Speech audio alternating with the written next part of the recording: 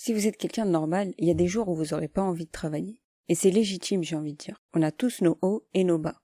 Le défi, c'est de réussir à travailler durant nos bas. Parce qu'à force de pas travailler quand on n'en a pas envie, on s'habitue à l'inaction et on atrophie notre muscle de l'effort. Et c'est justement quand on n'a pas envie de travailler qu'il faut le faire. Parce que c'est à ce moment qu'on s'habitue à fournir des efforts et donc à devenir meilleur. Et puis honnêtement, quel meilleur sentiment que celui du travail accompli alors qu'on n'était pas d'humeur à bosser. Bonjour à tous, moi c'est l'Olive Savante et aujourd'hui je vais vous aider à travailler quand vous n'en avez pas envie.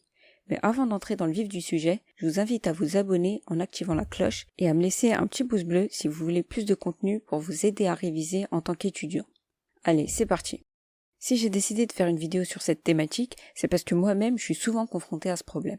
Rien qu'enregistrer cette vidéo m'a demandé un effort monstre. J'avais pas envie de l'écrire et de l'enregistrer parce que je pensais déjà à toutes les heures de travail que je devais fournir pour en arriver au résultat final.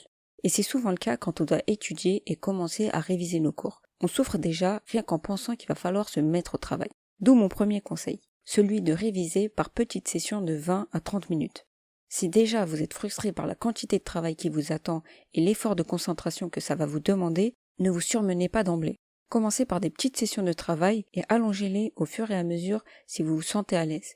En plus, psychologiquement, ça a été prouvé qu'on est plus efficace quand on travaille par petites sessions de travail en s'accordant des pauses entre chaque session. La deuxième astuce pour se mettre au travail, c'est qu'il faut arrêter de vous focaliser sur les résultats.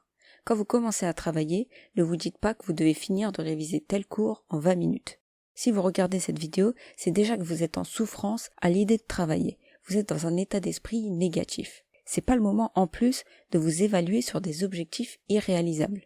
Au contraire, lancez-vous simplement le défi de travailler de manière concentrée pendant 20 minutes au moins. Et ne stressez pas à propos des résultats. Ils arriveront doucement mais sûrement une fois que vous vous serez lancé. Donc focalisez-vous uniquement sur le fait d'étudier en étant concentré pendant votre session de travail. Ça doit être votre seul objectif pour le moment. La troisième astuce pour travailler quand on n'en a pas envie, c'est de se récompenser. Quand on est frustré et qu'on se plaint, ça vient souvent du plus profond de nous-mêmes. On n'est pas aussi mature qu'on le pense. Et qu'est-ce qu'on fait pour qu'un enfant fasse ce qu'on lui demande de faire? Exactement.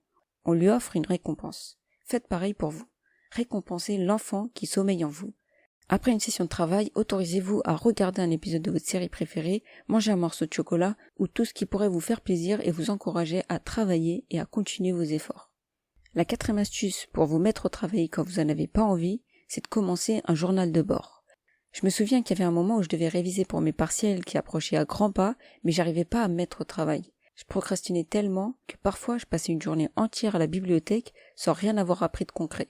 J'avais juste perdu du temps.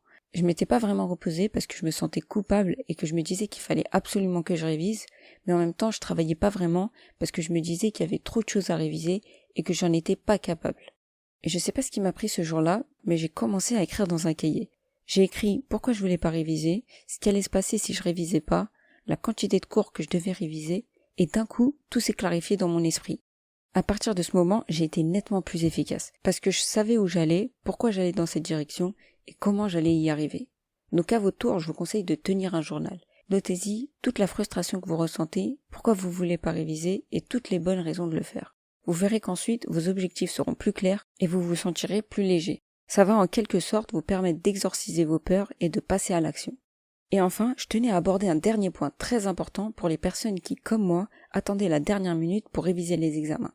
Je tenais à vous dire qu'il est jamais trop tard pour se mettre au travail. Sortez-vous cette idée négative de la tête. Prenez mon expérience personnelle. Je fais des études de santé qui sont considérées comme compliquées. Et ça m'arrive souvent d'être dépassée par la quantité de cours qui me reste à apprendre 3 semaines, voire 1 semaine avant les examens parce que j'ai pas révisé tout au long de l'année.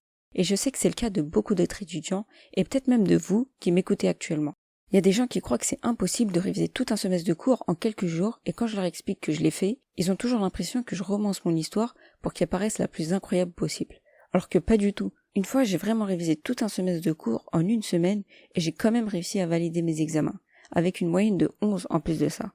Et une fois que je savais ce qu'il fallait faire, j'ai même réussi à avoir 13,5 de moyenne en révisant jamais plus de 2 semaines avant les examens. Donc si chez vous stressez parce que vos examens arrivent bientôt et que vous savez pas quoi faire, j'ai la solution pour vous. J'ai réuni toutes mes astuces de révision qui m'ont permis de valider mes examens en révisant à la dernière minute et j'ai décidé de les partager avec vous sous la forme d'une formation. J'y partage ma méthode de travail pour valider ces examens avec des bonnes notes même si on s'y prend en retard. Si vous suivez cette formation, vous saurez quoi réviser en priorité et comment le faire en un moins de temps possible. En plus, une fois que vous aurez appliqué mes méthodes, vous verrez que vous pourrez plus vous en passer pour tous vos futurs examens. Cette méthode, elle s'adresse à tous les étudiants qui attendent la dernière minute pour réviser. Il y a déjà plein de formations sur internet qui aident les gens à devenir des étudiants modèles et à devenir majors de promotion. Mais il n'y en a pas beaucoup qui parlent des étudiants comme moi qui attendaient le dernier moment pour réviser. Et d'expérience, je sais qu'on représente peut-être la majorité des étudiants. Donc si vous aussi vous êtes du genre à procrastiner, je vais vous aider à sortir de ce cercle vicieux et à commencer à réviser. Pour ça, rendez-vous dans ma formation, je vous mets le lien en description et on se dit à tout de suite. Ciao.